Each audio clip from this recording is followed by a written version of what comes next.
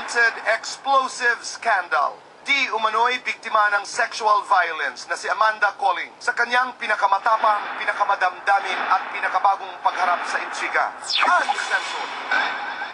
Lastly, naging usapan ang pagiging matipid ni Amanda sa mga kasagutan sa kanyang mga TV interviews. Sa patuloy na paglala at paglaki ng kontrobersiya, isang The Buzz certified exclusive kasama ang kanyang legal counsel na si Attorney Apollo Sanggalang. Muli niyang haharapin ang mga intriga. Essentially, Amanda, bago ka hinusgahan ng maraming tao, in your heart of hearts, sino ka? I grew up without a dad. Hindi mayaman yung family ko. I take care of my family. Ako yung pinakamatapang doon. Ako yung pinakamadiskarte. Friendly lang ako sa lahat. Minamahal ko lang yung pamilya ko. Sa gitna ng kanyang kinakaharap na matinding issue, may isang explosive revelation si Amanda tungkol sa kanyang personal na buhay. Meron po akong 3.5-year-old na anak. Ako po ang sole breadwinner. Ako lang pong bumubuhay sa kanya. Hindi po nagsusustento yung tatay niya. Having said that, Amanda, nasaan ang iyong pamilya sa kwentong ito? What are they saying? Until now, my family knows that I'm involved, but still, kahit sila hindi ko sinasabi kung ano man yung nangyari. I can't. Paano? Masakit? But don't you think mom deserves to know the story? I want to show them. Ayokong hawaan pa sila nung burden na to. Attorney Amanda, habang binabasa ko ang mga materyales na ito, maraming mga contradictions at maraming mga gray areas. No one knows the crime. No one knows the whole story. Pag sinasabing may di umano'y ng abuso, sino ba ang nang-abuso at sino ba ang inabuso? Sino ba ang ating pinag-uusapan? May legal na aspeto itong kwento ni Amanda. Kasi sabi niya, kailangan pa niya ng panahon na mag-decide. Ang advice ko po sa kanya, huwag muna nating ilantad kung ano yung nangyari. Sapagkat kung hindi ka desidido kung anong gusto mong gawin, ay baka may mga taong masagasaan. Sabi mo, ayokong makasakit ng tao, pero ayokong magsinungaling. Exactly what did you mean by that? Go ahead. Kasi po, yung mga alleged na suspect have parents. And ako, I have a kid. So, I feel for the parents, di ba? Kung masasampahan sila ng kaso, it's gonna hurt the parents. Ang tanong na ordinaryo kasi ng ordinaryong tao, kung inabuso ka, bakit hindi ka galit na galit na galit? At some point, galit na galit na galit na galit po talaga ako.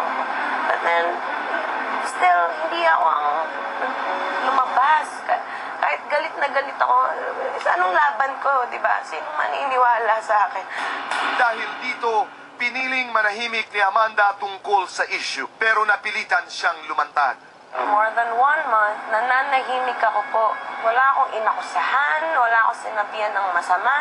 Hindi ako nagpasimula nito. Hindi pa niya gustong magsalita. Napuwersa lang siya magsalita dahil sa mga pressure ng media at dun sa pagkawala ng kanyang trabaho. At pinapangalanan siya ng walang pahintulot. So, kailangan niyang magsalita na. Amanda, you've been called names. You've been called names. 50 anyos, nakadroga, mukhang pera. Lahat ng klase ng mga salita. No, I'm telling you now because I was reading all the materials. Lahat ng mga masasakit na salita ay itinapon na sa'yo. What do you wanna say? I just want to say, I don't understand you right now, but I forgive you. I would understand kung maiisip ng gustong isipin ng mga tao yan. Pero Tito Boy, sino gustong sumikat na sira naman yung reputasyon niya? Na nai-imagine ng mga tao na sinutbol daw ako ng mga lalaki. Ganon. July 19, naglabas ng opisyal na pahayag si Attorney Sanggalang tungkol sa kaso. Wala ring direktang pag-amin o pagtanggi rito. Pero inilahad dito ang petsang June 2, 2011. di umano'y araw kung kailan nangyari ang kontrobersyal na insidente. You may or you may not answer me.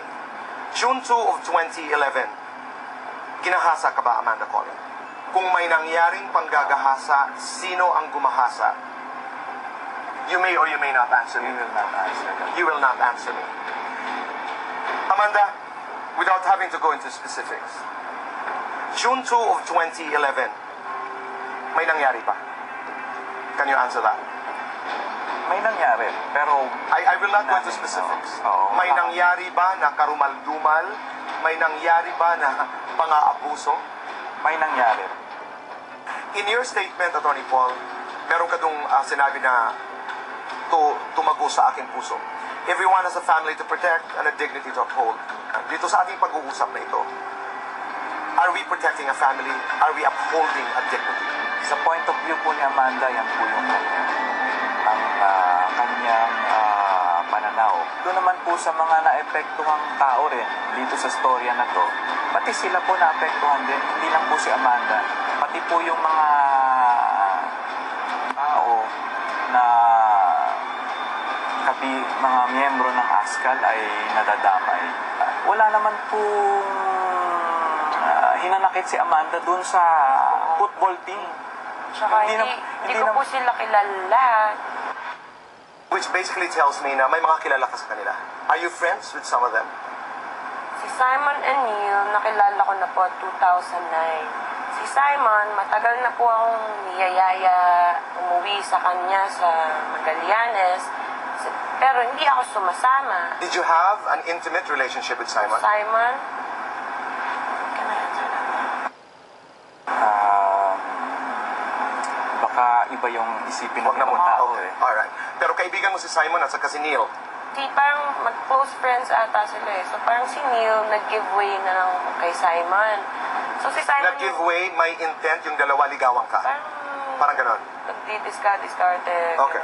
Si Simon, ang mas nangulit sa akin. So, in-add niya ako sa Facebook. Nag-message siya sa akin sa text. Alright. So, pag niyayaya niya ako when he's out clubbing. And then, minimit ko naman siya. Nag-uusap-usap kami. Pero, pag niyayaya niya na ako papunta ng Magallanes, hindi naman ako sumasama. In other words, nanligaw sa'yo si Simon.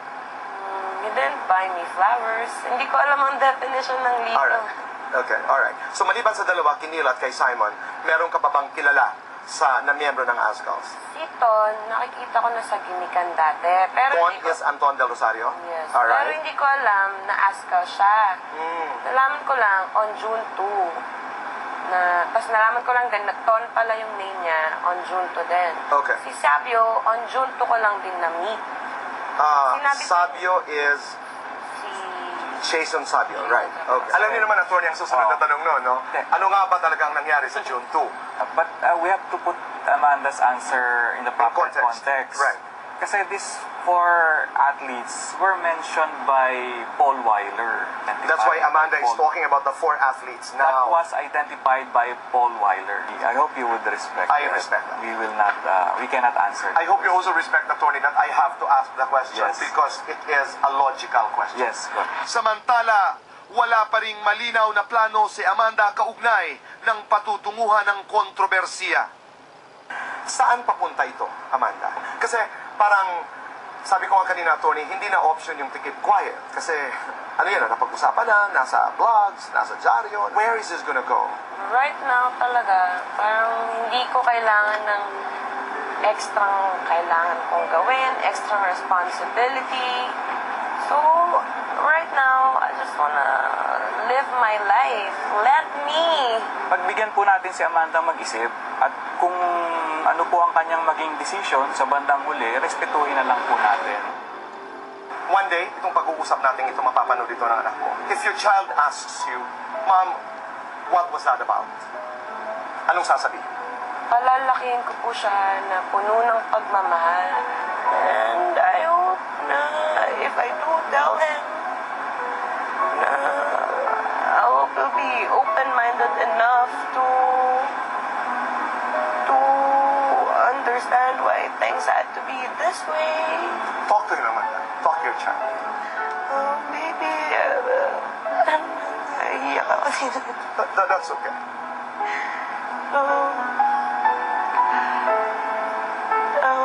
Darwin, I love you so much. If it weren't kung hindi dahil sa'yo, I'd be a totally different person ngayon. Mahal na mahal kita. Lahat ng ginagawa ko. Lahat ng ginagawa ko hopefully para sa ikabubuti mo. This too shall pass. This too shall pass. God bless you. Maraming salamat, Atty. God bless you. God bless you. Maraming salamat.